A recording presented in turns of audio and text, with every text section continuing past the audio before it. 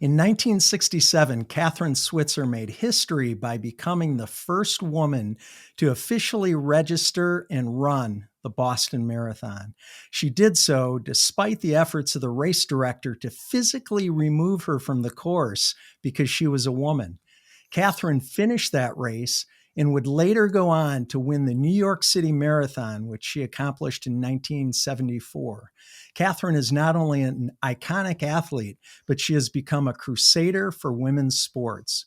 She was instrumental in making the women's marathon an Olympic event, which debuted in 1984, and she is the founder of 261 Fearless, an organization that empowers women through running and is named after her 1967 Boston Marathon bib number.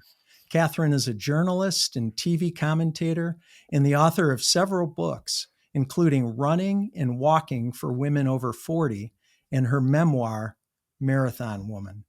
Kathrine has been widely honored for her contributions to running, and she is a member of both the National Distance Running Hall of Fame and the National Women's Hall of Fame.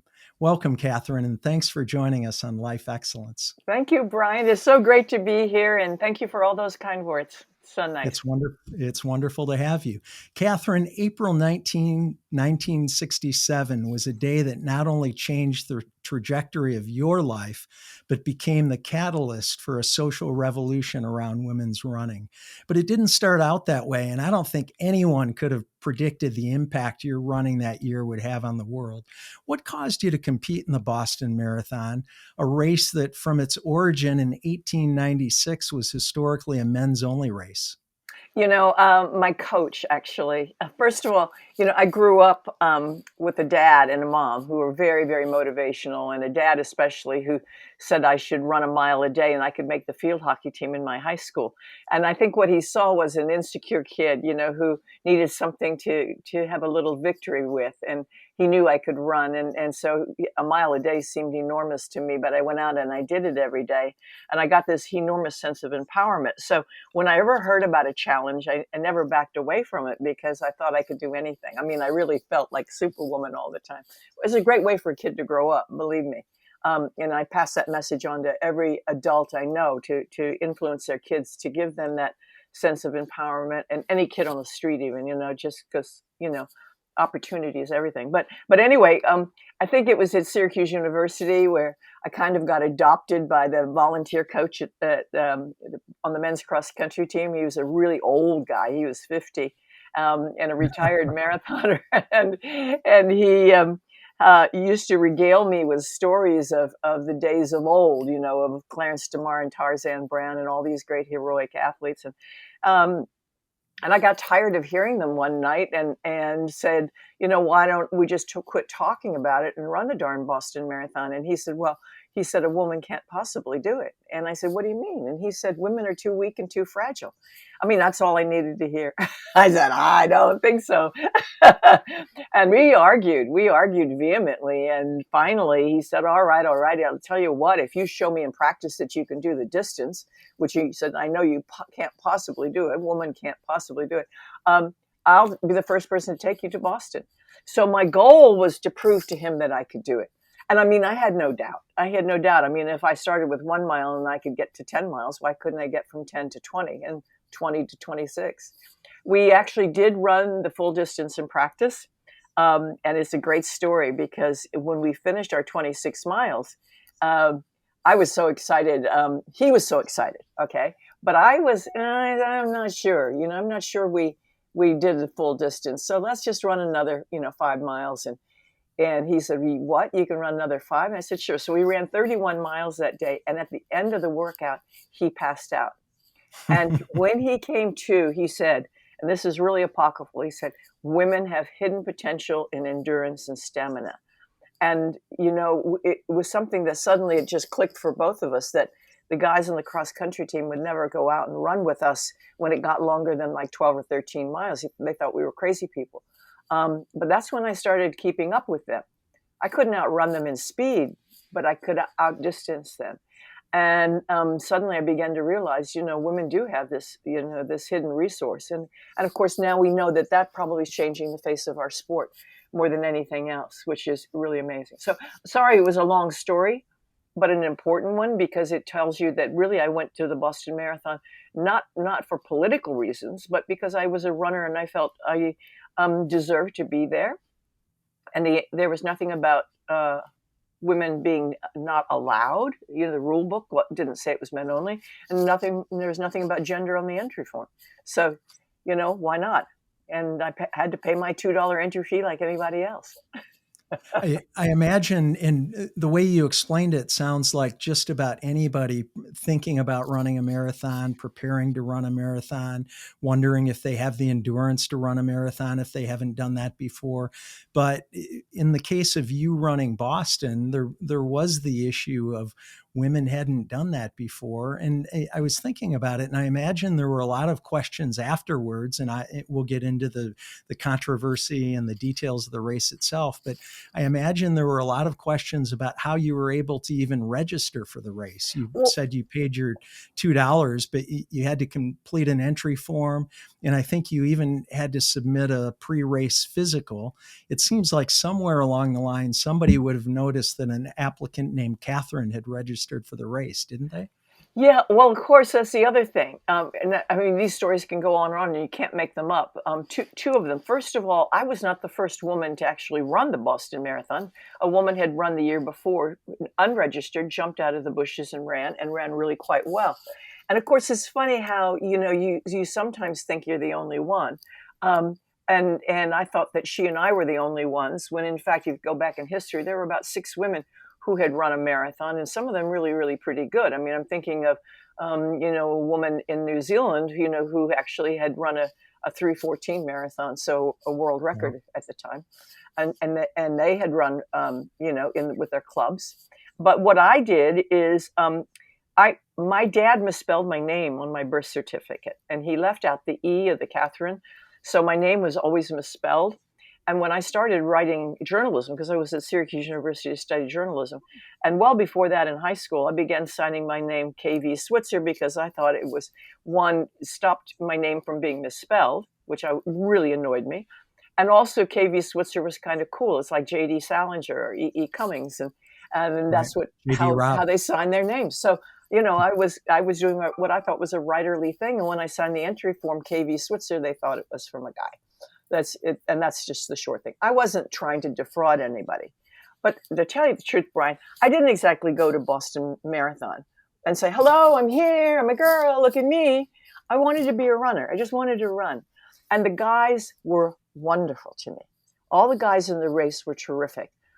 It was only this angry official, well, lots of angry officials, and certainly some pretty irritated spectators too. But hey, that happens all the time. You get pushback. But the officials made the difference in terms of attacking me. I mean, Jock Semple, who was the co-race director. Yeah, so you showed up that cold day in April 1967, trained and obviously prepared to run the marathon, and you're wearing bib number 261. Tell us how you were feeling, because it was your first, even though I guess technically you had run a marathon. There it is. Oh, there it is.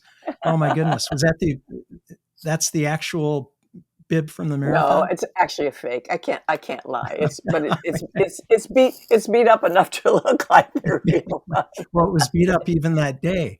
So you were prepared to run. You had run marathon distance in practice, and you were ready to go.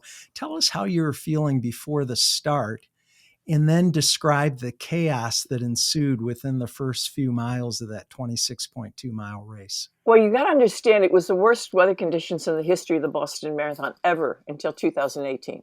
It was headwind, sleet, snow, horrible, horrible conditions. And so everybody looked like refugees. We had on everything we owned. And my idea of wearing really kind of cute shorts and top went out the window. And I had to wear my really crummy baggy sweats and gloves and hood, everything, just to stay warm. So we were all huddled together. The officials were in disarray, trying to get us, off the starting line. And so when the gun went off, everybody was anxious to get moving because we were freezing. And so off we went, and when the gun went off, and the press truck was behind us, if you can imagine that. But it was a huge race in those days. It was like almost 600 people. But still, the press truck started behind the field, which was very upsetting to me because it had to beep its horn and make everybody get over. And when the officials came by behind the press truck, the press, of course, were all excited seeing a girl in the race. And the officials were on the bus. And this one official, Jock Semple, was notorious for having a short fuse. And the journalists were on the bus were teasing him and saying, "Hey, Jocko, there's a girl in your race, and I wonder what her mother calls her, Kurt, Carrie, or Kim." And he just lost it, jumped off the bus and went after me. It was his race. It was his baby. He was tired. Here was somebody making a fool of him, is what he thought, and desecrating his beautiful, fantastic race when I was really just trying to be a runner. And so when he attacked me, it was a total surprise. I didn't see him until he attacked me. I heard him at the last minute and turned, and he grabbed me. And it was a really terrifying moment. Up to that point, I just thought I was part of the group. And then all hell broke loose. My coach tried to push him away, and he smashed my coach back. And then my boyfriend, who was an ex-All-American football player, decided that he would take out the official, and he did. Whew. The most amazing kind of shoulder charge, cross body block thing. And he hit the deck, and we went on running.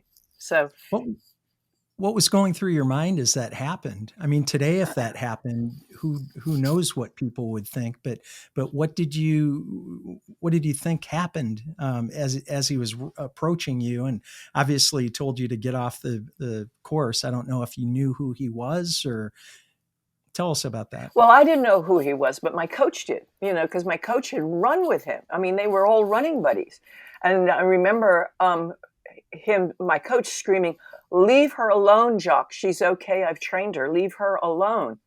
And I thought, does Jock know this maniac? Because it came out of the blue to me. I was completely blindsided by it. And he pushed Arnie, my coach, and he said, "Stay out of this." Came back and grabbed me. And that's when Tom, my boyfriend, took him out. What was I thinking? I mean, all I was thinking is this a bad dream? What's happening? I just didn't grab it. And then I was acutely embarrassed because I thought somehow I barged into this really amazing race, one of the most famous races in the world, next to the Olympics, probably the greatest one. And I'm screwing it up. And oh my God, what should I do? And then, when Tom knocked Jock away, my coach said, "Run like hell." I mean, it's funny in the retelling, right? So down the street, we went running as fast as we could go, and cursing and yelling, and everybody, and the press truck in hot pursuit. And when we took off running, the press truck caught up with us and started saying, "What are you trying to prove? What are you doing here? Are you a suffragette? Are you a crusader? What are you trying to do?"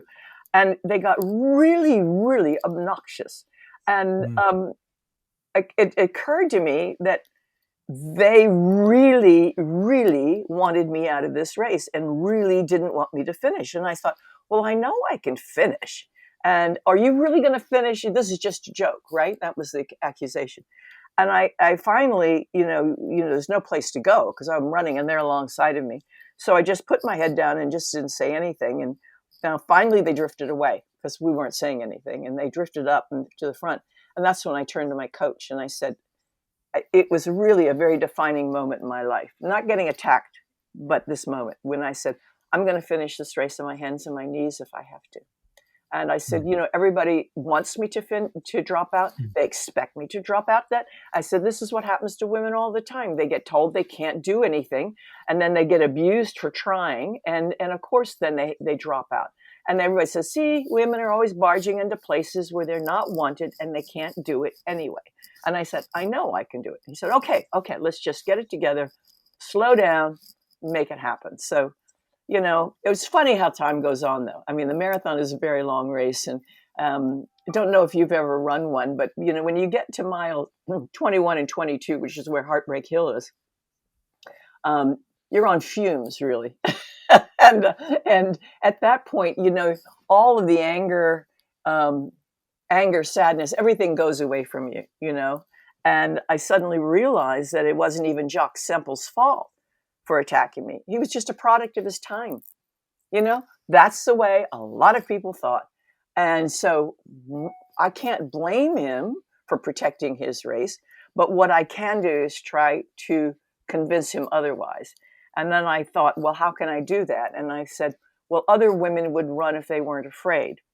And that's one reason why we call our charity 261 Fearless, because people are afraid to do things, they don't do them, and then they get accused for being incapable of doing it. And if you give anybody the opportunity, they'll rise to the occasion. So I said, if I can just create opportunities for women, I know they're going to run, because I feel so wonderful when I run and so empowered. And so when I hit the finish line, I kind of had this life plan. One, I'm going to be a better athlete. Two, I'm going to create the opportunities. And both worked. Training works. I trained my brains out. I became a very good athlete, which was amazing, because I was always told I was a no talent. And I mean, I'm not world-class material, but you can train hard and become close to world-class material. My time was world-class at the time. The second thing is how am I going to create those opportunities? I didn't know it then, but I just started locally. And that's always the best way, work with what you know. And I started working and creating a club in my own town, inviting other women, inviting guys. We worked together and learned sponsorship, learned marketing, and then started writing proposals to big businesses, because I knew that the way to get attention and the way to get an event done was to get sponsorship. And if I could get sponsorship, it would happen. And I was very fortunate and had really good writing skills and big dreams. And I took a major proposal to Avon Cosmetics, which was the world's largest cosmetics company at the time. Now, this is years. Okay, now this is a number of years. To create a global series of women's races.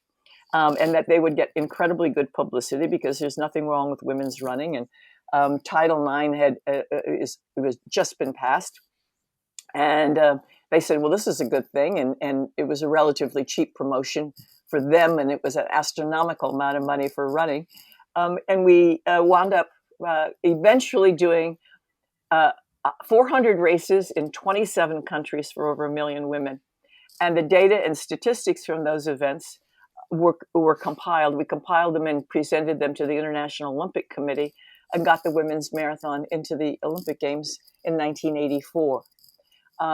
That seemed like a very long time to me, but it's warp speed, believe me, for the International Olympic Committee. And it, to me, was as important as giving women the right to vote, because it was like the physical equivalent of their ability to achieve and their acceptance. So, the intellectual vote is about social change, about intellectual capability. Suddenly people realized women did have a brain, back in 1920. So in 1980, the vote took place for 1984. And that was really fast. And it was the longest, the marathon is the longest event in the Olympic Games for men and women, running event, not because there's a 50K walk. And I think when those women came across the finish line, when they came out of the tunnel into the finish line, it changed the world. There were 90,000 people in the stadium screaming for joy, which was certainly a switch from the Boston Marathon in 1967. But then around the world that reverberated, because people were watching it on television. There were 2.2 billion people who watched that on television, and that everybody in the world has gone walking or biking or driven a car or ridden a donkey for 26.2 miles or 42.2 kilometers. And they know it's far. So that's why it resonated. And that's why it was so important to me. Yeah, well, you've so succinctly covered about 20 years of running in about 5 minutes. And I want to go back if we can, because you talked about a lot of different things, and I want to unpack those things a little bit. First of all, just to give you some context for my running background. So, pales in comparison to yours, but I run the Detroit Half Marathon every year. And I actually ran one marathon years ago. It was also in Detroit. And a marathon is an arduous race, as you know. And I just can't, I'm so impressed by your entire story, but the back to the original race in Boston, because we're used to obstacles. We train for obstacles. There are certain things we can train for, and then, as you know, there are things that we just can't train for, like what happens at mile 20 or 21 when we hit that wall. And sometimes it's no longer about how physically conditioned we are, but it's about how mentally conditioned we are. But I can't imagine the impact of having somebody run onto the course yelling and physically attempting to prevent you from running. So I think it's great that you push through that adversity and that incredible disruption, and really, and I'm going back about 5 minutes to how you described it, really not only finished, but and weren't negatively impacted by the experience, but rather used it as fuel to, I think, really enhance your determination and your drive to finish the race. It's Thank a really terrific story. Thank you, Brian. Look, here's one thing I think that is exceptional about me. And my dad always used to shake his head and say, there are two kinds of kids. You go into a room full of horse manure, and one of them says, "Ooh, ee," and then the other one says, "There's got to be a pony here someplace." And he said, my kid always finds, the positive. The point is I think that's also a secret to my business success. Is that if there is something wrong or there's a negative, if you turn it upside down and you find the solution for it, okay, that's not only a good thing, but it can be a revenue stream. It can be a business. It can change the world. And all people have to do is, instead of complaining about it, is saying, okay, what do we have to do here to fix this? And for me, organizing a global series of women's races and seeing women from countries like Malaysia and Philippines and Brazil. There were women who didn't even have shoes. I mean, I'm not talking about, like Adidas or Nikes. I'm talking about shoes. Some of those women running were so poor they didn't have a pair of shoes. And when you give them a T-shirt and a medal, they are somebody. They become somebody. And so that is so gratifying. And I thought, every day of my life, I am working here in something that is so gratifying for me too. I feel like I'm really putting back. So yeah, and I think a lot of people could use that as a leadership lesson. I really do. Absolutely. Kathrine, was the 1967 experience the impetus for your remarkable career, or do you think you still would have achieved amazing things even without what happened in Boston? Certainly it was a big spark. And I will tell you the truth. Having that photograph was both a negative and a positive. But I mean, that photograph of Jock Semple attacking me in the race, is a seminal photograph now, not only in women's sports, it's in sports anyway, but also in the civil rights movement. It's not quite the March on Selma, but it's in there for something that resonates with everybody. And now that more and more people are into fitness, they look at it and they say, "Oh, this is unbelievable that this happened." But it wasn't that long ago. So was it helpful in my career? Yes, but I got to tell you, I work awfully hard. I I really do. I flog myself because I'm so determined to make change.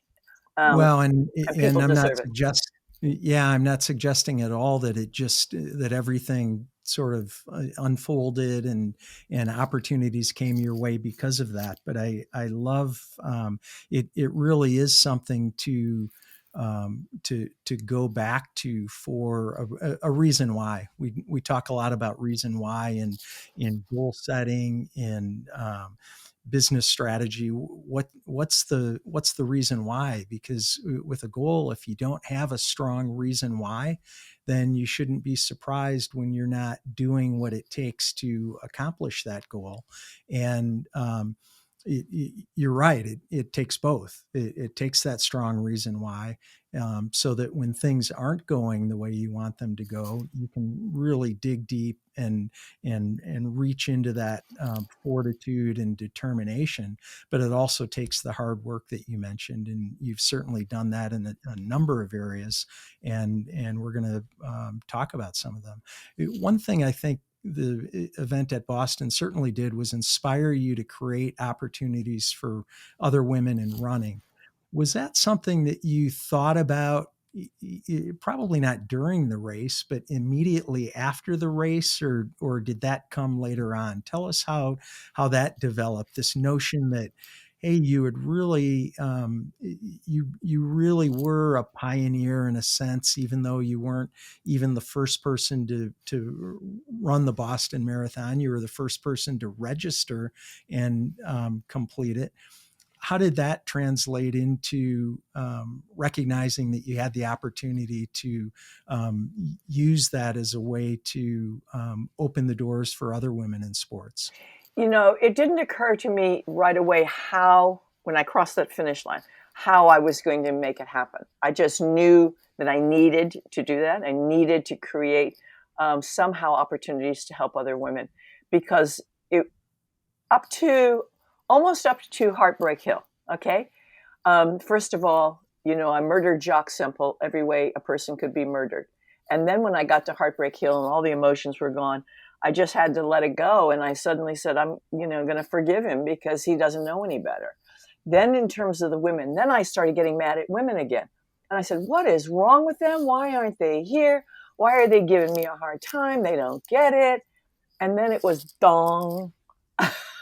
It was like, they're not here because this kind of thing happens to them in smaller degrees all the time.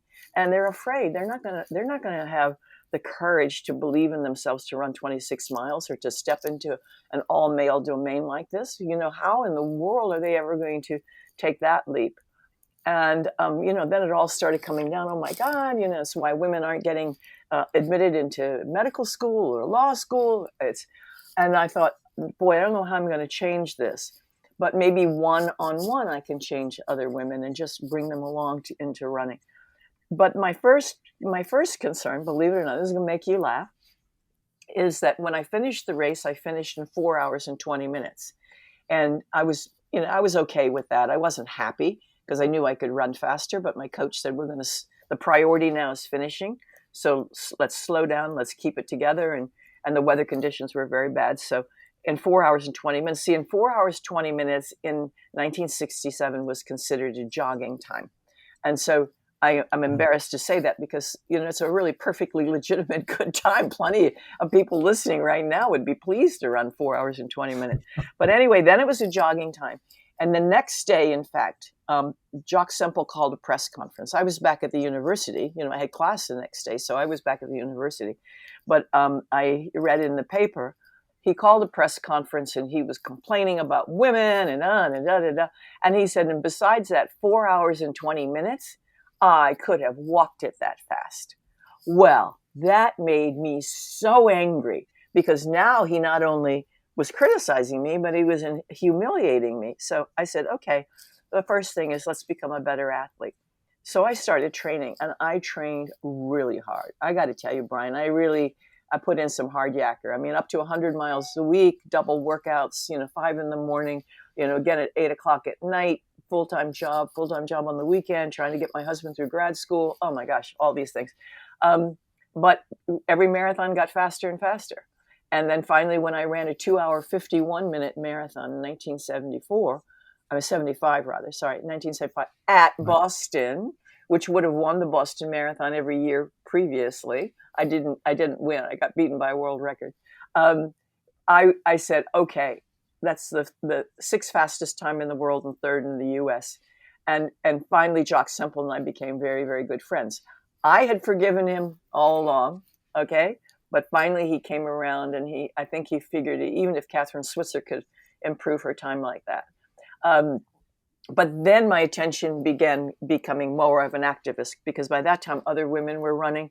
We were working together on how we were going to change the rules. We had gotten official in Boston in 1972. Very importantly, that was in April. And that was also in June. Then Richard Nixon passed into effect the Title IX Amendment to the Constitution, which was a game changer, leveling the playing field, but not without huge controversy.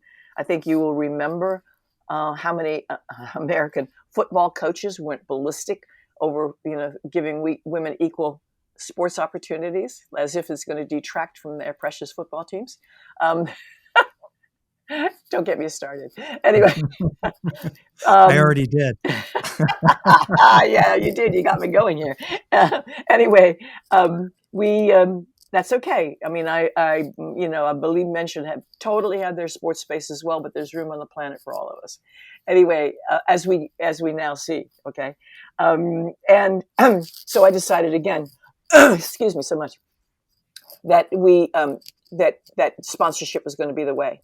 It wasn't going to be through the collegiate. The marathon running was not going to happen through the collegiate system, but it was going to be through sponsorship, and I was right. So that's okay. We changed the Olympics. We got the women's marathon, and it's great. And now the Olympics is amazing in terms of the offerings for women and other sports, and we're seeing tremendous inclusion. It's great.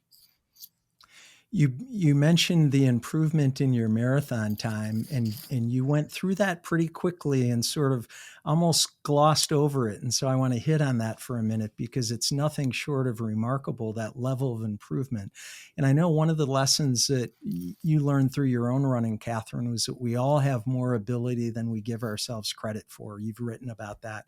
And in your case, again, you improved your marathon time from 4 hours and 20 minutes, which is impressive. That's a very impressive, especially for a first marathon time, to 2 hours and 51 minutes.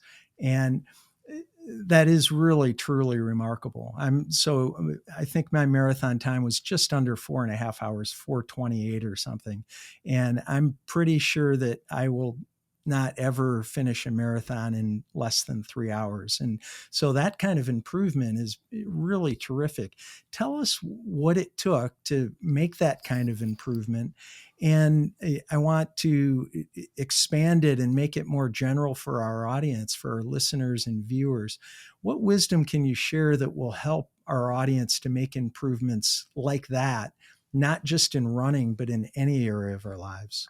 Well, first of all, again, I was also negatively fueled. I even got pushback from my husband at the time.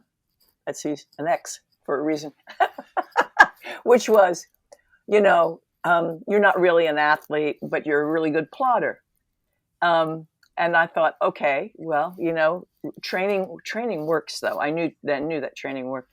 And I worked really, really hard. And the remarkable thing is that the human capacity for achievement is beyond anything we ever imagined. Even I knew that training would work. The difference is your willingness to pay the price. It's like if you have to have a full-time job to earn money, and like me, going to graduate school at night. Also, then the only way you're going to train is to get up at 5 a.m. and get one workout done, and then squeeze in another workout after work and before you hit classroom at 8 o'clock at night. And many people listening are probably going through this. Is it hard? It is incredibly hard. I mean, when are you going to have time to eat and sleep? Well, if you kind of let those things go by the board. People said, do you think you could have gotten better than a 2:51? I said, I absolutely could have gotten better than a 2:51, but I never had any sleep. And it is remarkable how much we can do. So how badly do you want it? How important is it to you? Anybody who's written a book also knows what that's like. It is a grind. Everybody says, oh, it must be fun to write a book. It is a grind. And you just have to get the words on the page, and you have to get 1,000 words on the page every day, or the book's not going to get to the printer on time, that kind of thing. So you divide out your time, you divide out what needs to be done, and you do it. Things have to go. Other things have to slip. Like, maybe you don't change the sheets for 2 weeks, or the dishes pile up in the sink, or maybe you don't vacuum for a while, or all of those things. You can't do everything, so you have to focus the attention on what's really the important thing to you, and look at the long term. That's the other thing. I'm actually a very, very good person at long term gratification. I can really see the reward at the end of the tunnel. And you know what? The other thing is I think I'm also very lucky. And I think people make their luck. But the point is during that training time, and what was it? It was from 1967 to 1975. That's how long it took me. I didn't get injured. That's the other thing. I have gotten injured since many times, but then I was really lucky that I could push through for those years and not get injured. And I guess I have to say that's because I did other exercises, and I took as good a care of myself as I could have at the time. But that was fortunate. Anybody can step off a curb and get hit by a car. Anybody can get bitten by a dog. Anybody can get a bad Achilles. It just happens. And that's too bad. And I was really fortunate that I evaded those things. Well, I appreciate you sharing that, because the fact of the matter is not everybody listening or watching the show on YouTube is going to train for a marathon, run a marathon. But what you just talked about in those last couple minutes can be applied to any area of life. And that's what we try to do on Life Excellence is we have people like you who have achieved extraordinary results in a particular area, but the things that you needed to do in order to achieve excellence in running, in your case, can be applied universally to other areas of life. And so I appreciate you sharing that. We Good. talked I about, was hoping so. The other thing I didn't do, though, that I think people should realize is I think we all are a little more compassionate with each other now than perhaps we were in the earlier years. I never ask for help, and that's a big mistake. I think there's a lot of help out there, and I think a lot of people can help share the load. Especially I'm talking now about maybe moms and dads who have kids, and they're trying to work, they're trying to train, you can switch off with friends. Like, hey, I'll watch your kids while you go run. If you watch mine when I go run, that kind of thing. I see again now, and this is another social change that's happened in my lifetime that is beautiful to see, is that husbands and wives are also switching off. In other words, he'll take some paternity leave to help her keep her career going. Or in the case of running, I love seeing this, is that she'll be at the Boston Marathon talking to me and buying a book and having a good time. And he's over there with 3 kids trying to keep them together at the expo. And I say, well, you're lucky one that he's watching the kids. And she said, no, this is my time, Boston. And as soon as this is over, he wants to run New York and I'll watch the kids. So they divide up the time. They switch it off and understand. I think that is so healthy. It never used to be that way. It's wonderful to see that kind of community. And that's one of the great things about a running community. And it's not the only place where community occurs, but it's a really neat dynamic, isn't it? Where you see things like what you described and just the camaraderie of people running together. And I think it is different today in that you have elite runners like you've always had, but then you also have people who are coming from the couch to 5K or couch to 10K or half marathon, or even people who have never been runners, so to speak, who go out and finish a marathon. And maybe it takes them 5 hours or 6 hours, but hey, 26.2 miles.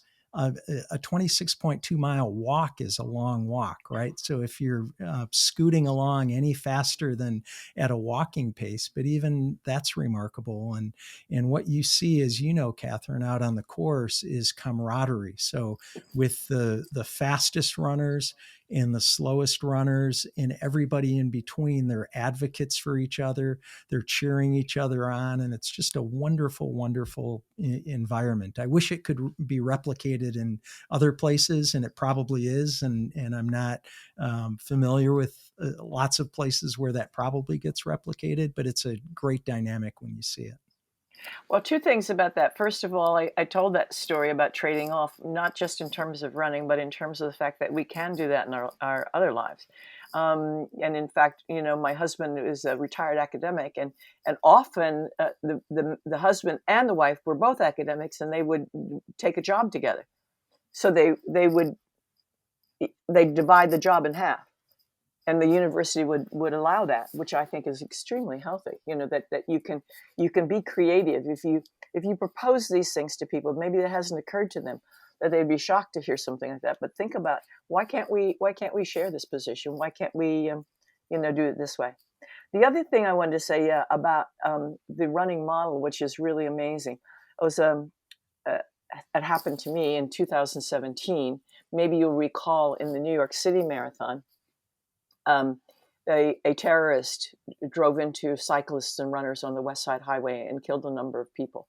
And this was just 4 days before the New York City Marathon. So everybody said, oh, they're going to close down the marathon. They're not going to be able to have it. Terrorists are all over the city. Oh my God, what are we going to do? My phone was just ringing like crazy, because I was actually running that on my 43rd anniversary of having won the race. And people said, you can't run. It's dangerous. Oh my gosh. I said, look, there are 55,000 people going to be running in this race. And I said, and you know what? I've got 55,000 best friends. And the guy on my left, different color from me, different language. I don't know anything about him. The person on my right, I don't know what their gender is. And I said, and you know what? We don't care. We don't care about their money, their size, their pace. We're just going together. And we're going to hug each other, all sweating and stinking at the end. We never even met each other, because we've done something amazing together, and we're working together, even though we really can't talk much. And to me, that is one of the most extraordinary moments of inclusivity, of equality, respect. And if we can do that in a marathon, we should be able to do it in life. Really, we should. That's very well said. Kathrine, you talked about the Olympics, and obviously women's events in the Olympics have grown through the years. And I think when you ran the Boston Marathon in 67, the longest race for women, and I don't know if there were exceptions to this, but I think generally the longest race was about 800 meters. So things have changed dramatically since then. And again, you were instrumental in getting the women's marathon specifically into the Olympic Games. Why was that so important to you? Oh, because it had to bust all the old myths. The reason why there was only an 800 meters in the Olympic Games, and that was really risky, because the myths that abound are about women's sports. I mean, and they're still very prevalent in the Mideast and in parts of South America, parts of the Far East right now, are that if you do anything athletic or arduous, you're going to turn into a man, or you're never going to have children. It's inappropriate to sweat, all of these things, but they all have kind of this sexual implication, which is really very, very annoying. And so, what they were trying to say to us is that it's actually dangerous, and we have to protect women. When in fact the opposite is the case. I mean, the distance races are in fact exceptional for women, and as you may have seen in 100-mile races and in 6-day races, women are winning the events outright over, because we have this natural capacity for endurance and stamina, and a fat source, which is handy to have because we're women and we have more fat. But anyway, all of these things are just being discovered, and so. It was very, very important to change it physically, so that if people could see women performing, doing something different and exceptional physically, then they realized the women could probably do anything physically, which of course is the case. We play a different game. I mean, women's soccer and women's tennis are completely different from the men's version, but actually I happen to think it's much more interesting. Um, I think women's tennis is as popular as men's tennis is now. And when Billie Jean King started professional women's tennis, oh, did she get howled down? You know, like, who's going to pay women? They shouldn't be paid the same. Nobody's interested in women's game. So, I mean, the rest is history. And when professional soccer gets more sponsorship and gets on television more, it's going to be fantastic. I'm actually coming to you from New Zealand. I don't know if the audience knows that. I live a number of months in New Zealand, and we recently had the Women's World Cup rugby. Now, this is a country that is all about rugby. The All Blacks, it's amazing. And they had the Women's World Cup rugby here. The stadium was packed. And every sports journalist in the country and every male rugby player said, okay, it's been a sea change, because people were very, very interested in that game, and the women played superbly. So it's all of a sudden people go, oh, wow. Guess what? So the future is very bright. I mean, I think anybody who is thinking about going into sports sponsorships and everything, there's a huge revenue stream there. And every little girl now is going to grow up and realize that she can do anything. So I think that's hugely fantastic. And when you realize that, you know, that's going to be tremendous in terms of what they can do academically and also in the career and getting into the C-suite. It's a big change. It's a big change. Well, and for those little girls growing up today, they benefit from the work that you've done for years in paving the road for the opportunities to exist. And I think as time goes on, those opportunities will continue to increase. And you've mentioned a couple examples of that. And really every barrier is starting to get broken down, especially when we're talking about sports. Do you know the history of women's rugby, and when did that start to really take off as a sport? And of course, in New Zealand, everybody knows rugby, and here in the U.S., where most of our listeners and viewers are, few people really know much about rugby. Even I don't even know how to play. I mean, I've seen it played, but don't even understand the game. But how long has women's rugby been so predominant in New Zealand and other places? I wouldn't say it has been predominant, but women have played rugby for quite some time. But only, I would say, in the last 4 or 5 years have we, you know, since, and actually I think I knew 3 or 4 years ago that New Zealand was going to get the World Cup. Have I been starting to actually watch it myself and watch it's really scary. I mean, they bash each other like crazy. And it's a sport I can't relate much to, but I approve of anybody who wants to play anything they want to play. But that's a phenomenal change.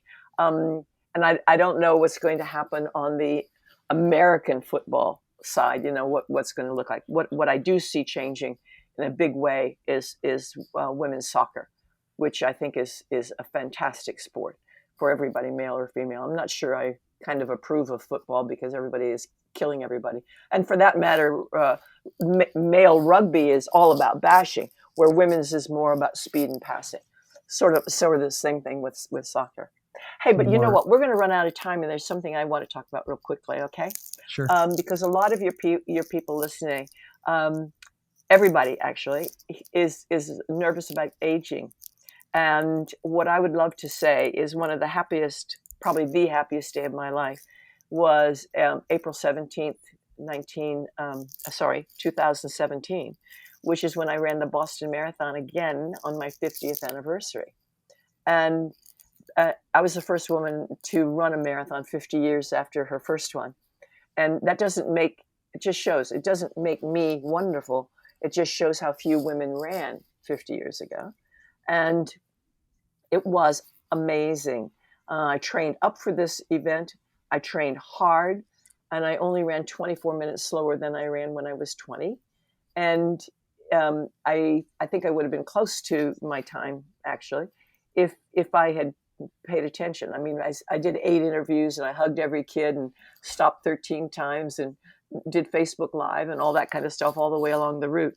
But here's the point. The point is that we are all afraid of aging. And the most important thing is to not be afraid of aging, but to prepare for aging. So get your ducks in a row, look at the long term, where you want to be at what time, keep your health as much as you possibly can.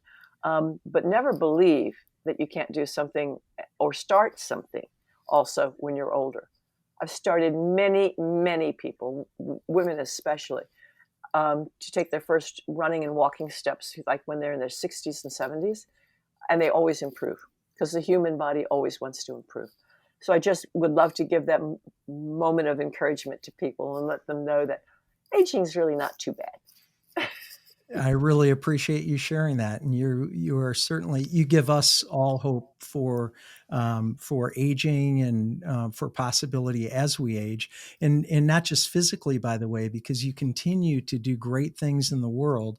And Kathrine, your bib number in the Boston Marathon, 261. Hold that up again.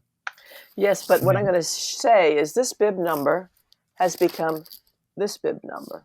Okay, and that's this is now a nonprofit I have started from the sense of fearlessness that people were having from reading this story and hearing this story and tattooing themselves with 261 or inking it on their arms, to start a series of clubs around the world for women who are afraid to take that first step. And we're now, I'm happy to say, we're in 12 countries and in 5 continents, with women who are now teaching other women how to take the first step and have that same sense of empowerment that I have had and that has come from 261. Thank you for sharing that. And that was actually my question. I love the tagline, fearless in the face of adversity. And that's awesome. So for our listeners and viewers, make sure you learn more about 261 Fearless. And of course, there will be a link to that in the show notes. I absolutely love to run, Kathrine, like you do. And I tell people I do it, though, mainly for the impact that it has on my mind, for what it does for me mentally, and what happens during that time. I love, it's okay running with others, but I actually love to run alone for that solitude and just allowing my brain to just think about whatever shows up when I'm running. And of course, it's a great form of physical exercise too. What do you love about running? Oh, I totally agree. It's for my head more than anything else. It's also a really important time for me for 2 things. One is like a meditation. It's the time I go through my gratitude list. Okay, you can call that prayer, whatever you want to call it. But I'm part of nature. I'm part of the sun. I'm part of air. It's very important to be outside for me. Very, very, very important. And then the second thing is the creativity, because that's when I get all my ideas. And there's real reasons why people have that feeling is the oxygen over the brain synapses apparently activates them, and then you get these ideas. So when you were asking me how, for instance, I created that global program to get women's marathon in the Olympic Games, that was an awful lot of long runs where I would take an idea or a problem. I said, okay, well, how are you going to make this component work? And I would spend, maybe a 2-hour run working out how that particular part would work. And then I would come in and I'd write it down and put it in an idea box. Because if you don't write it down, you're going to forget it. It goes right out of your head. But also as an author and a journalist, sometimes you just can't get the nugget of what you want to say. And if you go out, it'll come to you in about 12 minutes. Boom, you'll get it. It's amazing how the creativity works for me. You are absolutely right. And it works the same for me. And I love it every single time. Kathrine, thank you so much for being on the show today. It's an honor to host you. And I applaud you for your courage on that cold, wet, snowy day in April 1967, and for the difference that you've been making in the world ever since. Thank you so much, Brian. Thank you for what you're doing for people too. It's wonderful to talk to you. Likewise. Thanks again, Kathrine. You're welcome. Thanks for tuning into Life Excellence. Please support the show by subscribing, sharing it with others, posting about today's show with Kathrine Switzer on social media, and leaving a rating and review. You can also learn more about me at brianbartes.com. Until next time, dream big dreams and make each day your masterpiece.